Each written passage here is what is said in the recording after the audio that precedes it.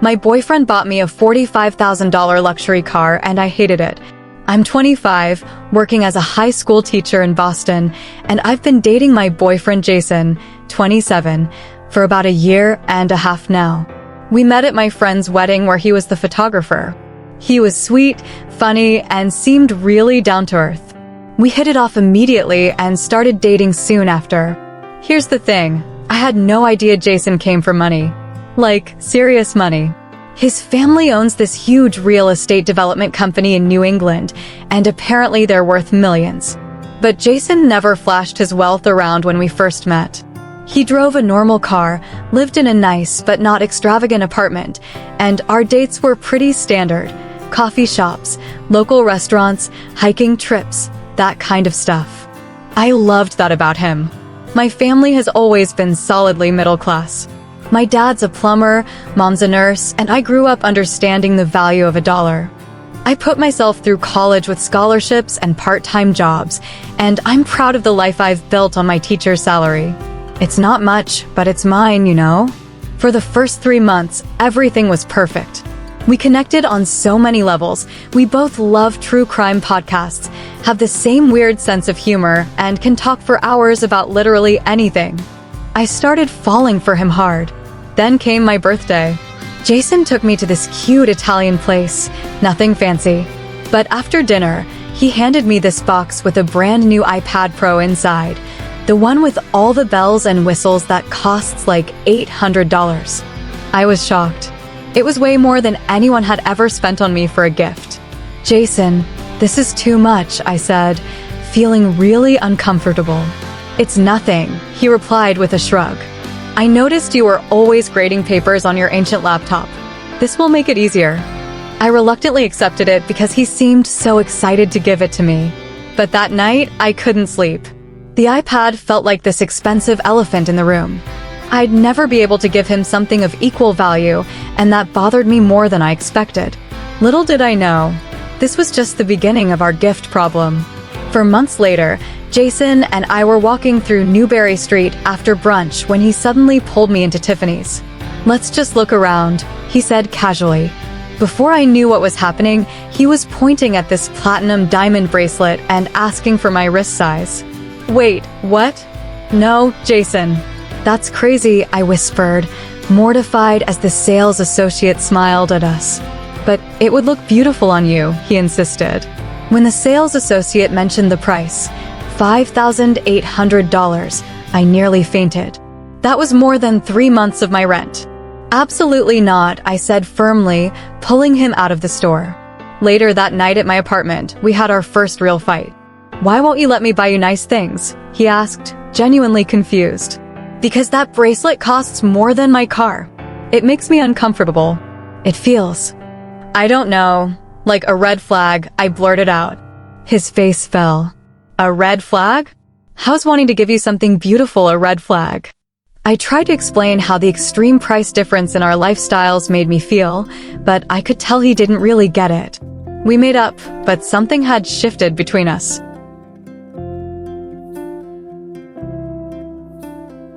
After the bracelet incident, Jason seemed to take my concerns to heart. Our 8-month anniversary came around, and instead of something extravagant, he planned a simple picnic at this little lake where we had our third date. We ate sandwiches from our favorite deli, drank wine from plastic cups, and watched the sunset. It was perfect. "See," he said, squeezing my hand. "I can do simple too." But later that night, he mentioned that he had originally planned to take us to New York for the weekend, staying at the Plaza and seeing a Broadway show, but changed plans after the bracelet situation. "I thought you'd prefer something low-key," he said, clearly fishing for me to say I would have preferred the extravagant option. This was perfect, I insisted. Much more meaningful than some fancy hotel. I could tell he was disappointed by my response, which was confusing. It seemed like no matter what I said about his spending, he took it the wrong way. Over the next few months, things were mostly good between us. We talked about moving in together eventually, and I started meeting more of his family. His parents were surprisingly down-to-earth despite their wealth, but his sister Chelsea was another story. She constantly made little comments about my clothes, my car, even my career choice. Teaching?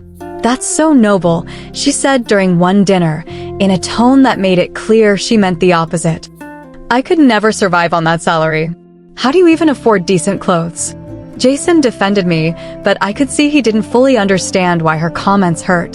To him, money had never been a source of stress or shame. Then came my 25th birthday last month. Jason told me he had a special surprise planned. He blindfolded me and drove me to what I thought was going to be a restaurant. Okay, take off the blindfold, he said excitedly. I removed it and found myself standing in a car dealership showroom. In front of me was a brand new Audi Q5 with a giant red bow on it. Surprise! Jason exclaimed. No more problems with your old Honda breaking down. The sales staff were all watching with big smiles. My stomach dropped to my feet. Do you love it?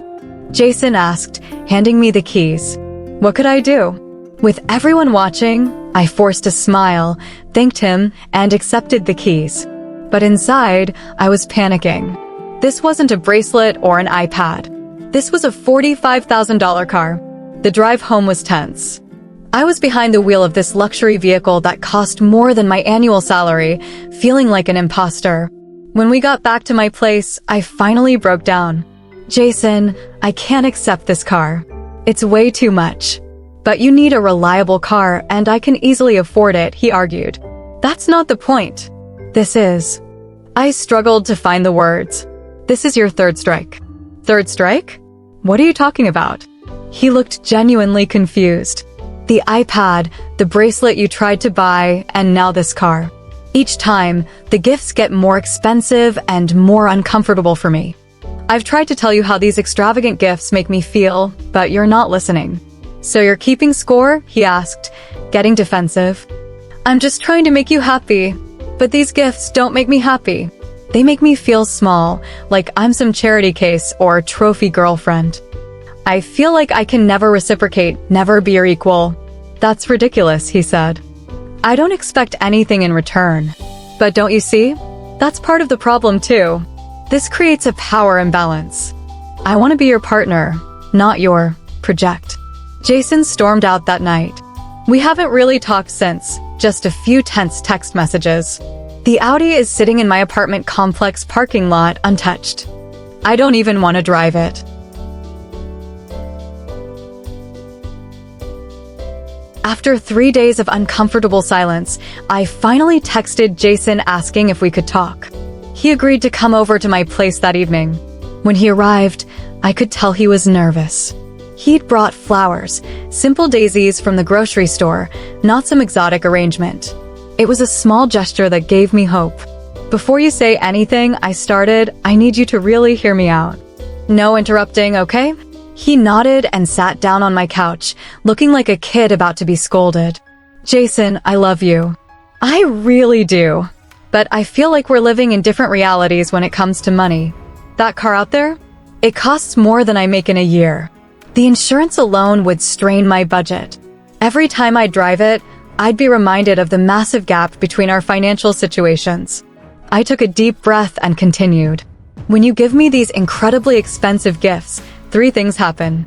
First, I feel like I can never reciprocate, which makes me feel inadequate. Second, I worry about what happens if we break up. Would I be expected to return everything? And third, it makes me question if you really see me, the real me, or if you're just trying to mold me into someone who fits better into your world. Jason looked down at his hands. I never thought about it that way. In my family, expensive gifts are just normal. My dad buys my mom cars all the time. It's how we show love. But that's not how my family works, I explained. For us, love is shown through time, effort, and thoughtfulness, not price tags. When my dad fixed my mom's favorite necklace instead of buying her a new one for their anniversary, that meant more to her than anything from Tiffany's ever could. We talked for hours that night. Really talked. Jason opened up about how, growing up wealthy, he always worried people only liked him for his money. He admitted that sometimes giving expensive gifts was his way of making sure people stuck around, a realization that clearly shocked him. I guess I've been trying to buy security in our relationship without even realizing it, he said quietly. And I've been rejecting that security because it feels conditional, I replied. We agreed to set some ground rules moving forward. No gifts over $100 without discussing it first.